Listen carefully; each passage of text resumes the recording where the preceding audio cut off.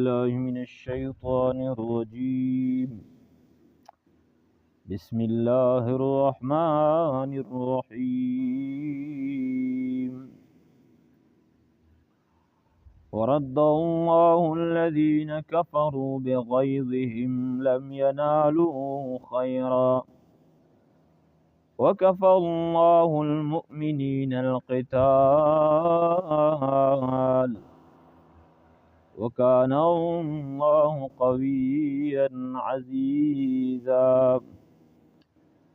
وأنزل الذين ظاهروهم من أهل الكتاب من صياصيهم وقذف في قلوبهم الرعب فريقا تقتلون وتأسرون فريقا صدق الله مولانا العظيم.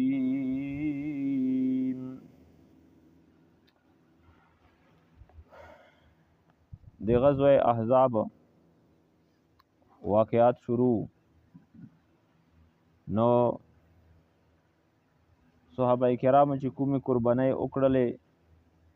د دغې نه مخکې کوم جهادونه شوي وو هغې کې هم لوی قربانۍ شوي وې نو د هغې متعلق الله جل جلاله تذکره وکړه چې من المؤمنین رجال صدقوا ما عهد الله علیه مؤمنین کې سړي دي چې دوی کومې وعدې د الله سره کړې وې د اسلام د پوره د دین د پوره آی بالکل رښتونې کړلې ځنه پکې خپل نظرونه پوره کړل شهادت پیاله یې وچښله او ځنې د هغې انتظار کوي مصعب بن عمر رضی الله تعالی عنه دا د کور نه ډېر انتهایی نازنین ستر شوی او خو چې اسلام یې روړل نو په هغه وخت کې د خپل کور افرادو رویاوې سره بدله شوه حتی چې کپړې هم یې نه وایستلې بربنډ یې کړه نبي علیه السلام ته چې کله تلال نو بربنډ و علیه السلام یو چادر چې د هغه کسانو ته ویر کې ځون یې پټ کړه او دای هم لکه عمر بن عبدالعزیز رحمت الله علیه موږ کوم حالات ذکر کوو چې عطر به ولګول نو شپلیارې به تیر شه دای به نو خلکو ته پته لګېدله چې په دغه لیار عمر بن عبدالعزیز تیر شوی ده درنګې د هم دا کیفیات و خو چې اسلام یې روړل بیا کپړې هم نه وې او بیا په غزوه احد کې دا شهید شوی او بیا چې کله کفن یې تا چو نو په کفن کې هم صرف په نصیب کې یو چادر ورسېدو هغه هم دومره انداز سره و چې سر به په پټاو نو پښې به یې کولاو پوتې شوې او چې پښې به یې په پټوې نو بیا به سر کولاو پوتې و علیه السلام یې ته وفرمیل چې په دغه کفن یې سر طرف نه پټ کوئ وجعلو علی رجلیه الازخر په د پښې باندې سرګړي وچوئ آی په وشوې ته پټې کړې دومره انداز سره یعنی د دوی کفن هم پوراوې ته ملاو نشه نو بیا هغه حالات الله جل جلاله بدل کړل د غزوه خندق نه بعد د مؤمنینو د مسلمانو هغه حالات د بدل شل کفار هو الله پاک خائب و خاسر واپس کړل ورد الله الذين كفروا بغيظهم لم ينالوا خيرا چې الله پاک واپس کړل د کافر خلق سره د خپل غصې نه ډک اس خیر وی ته ونه رسید دوی په کوم غرض راغلی 24000 لشکر چې مسلمانون به بالکل ختم کوو مسلمانونو ته هیڅ نقصان ونه رسو خدا چې کله واپس شل نو بیا نبی علیه السلام خپل کور ته روغو د عائشې رضی الله تعالی عنها په کمرې کې ده او خپل کوم جنگي لباس ته زغره دو وغیره توره موره سره کښېږدول او لباس کوزی زنه چې جبریل امین وی ته روغه پهلا پیغمبره ته خو خپل لباس ته الګیا د کلاو کوې خو په رښتې خو یا خپل لباس نه د کلاو کړه 40 تریزې وشو چې هغې خپل هتیار چې کوم اوخوستې دي او جنګي لباس یې اچول هغه شایي ده وی چې نو جنګ خو ختم نه شه وی چې نه که نه الله پاک حکم ده چې په بنو قریظه باندې ورسوی ځکه چې دغې بدعهدي وکړله علیه السلام چې کله ابتداء مدینې منورې ته روغه نو د څومره ارد ګرد یهودو دا قبایلو د دغه سره خپل خپل معاهدات وکړل چې هر څوک د خپل ځون ته وخت تېروي د ده چې کوم ملت ته کوم څه د څه د په هغه وخت تېروئ خو ایمو دشمن ده زه د هغه سره جنګېږم په ده وخت کې به د ایمو د دشمن ته ملګرتیا بیا نه کوې او ته لګیا یې د چا سره جنګېږې د تو کوم دشمن ده زه به د هغه ملګرتیا نه کوم په دغې غزوه خندق کې دغې یهودو د بنو قریظه د دغې مشرکینو ملیتاړ هم کړی او دارنګې دلته کې چې کوم زنانه پوتې شوي مدینې منورې کې هغې ته هم تکلیف رسول او خپل کوششونه یې کړي خو کامیاب شوي نه نو بیا چونکې الله ته خو هر څه دا معلوم و دغې وخت د پیغمبر علیه السلام ته پته نشته چې دوی څه کړي دي جبریل امین وی ته روغ وی چې الله پاک چې هتیار کوز نه کړي ډایرکټ په بنو قریظه ورسوی او د مزدیګار المنځ هم چې په بل ځای کې ونه کوي مزدیګار المنځ به هلته کې رسوئ د بنو قریظه کومه علاقه ده په هغې کې مزدیګار المنځ رسوئ ایته نو مسلمان چې دا لوړل سره د نبی علیه السلام علی رضی الله تعالی عنہ ته جنډا ورکړې او دا د اکالې سره ټاک ویل او دوی خپله کیلې کې پټ شل وختل دروازې هر څه بند کړل نو هغه کیلې ډېرې مضبوطې کیلې وې 25 دن د دوی محاصره وشوله در کوزېدل نه دوی دا سوچ کوم چې بس مسلمان چې دی ابو ستړي شي د دغې کوم محاصره یې کړې دوی بیا به واپس شي خو لیکن چې پته ورته ولګي چې مسلمان دی واپس کېدنې ول نه دي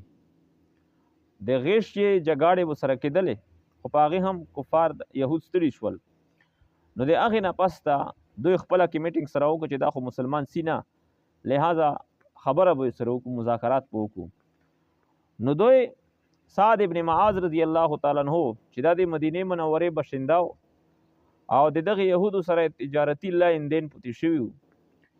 دا یې ځونونو ته حکم او فیصل منتخب کو چې د موږ متعلق د سعد بن معاذ دا فیصله وکړي د په فیصلې باندې موږ راضي یو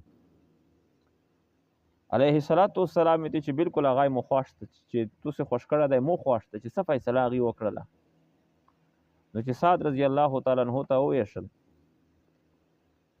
او دغه سعد رضی الله په د غزوه خندق کې دا په د مټ لګېدله او دا یې دغې فیصلې نه پس بیا شهید هم شو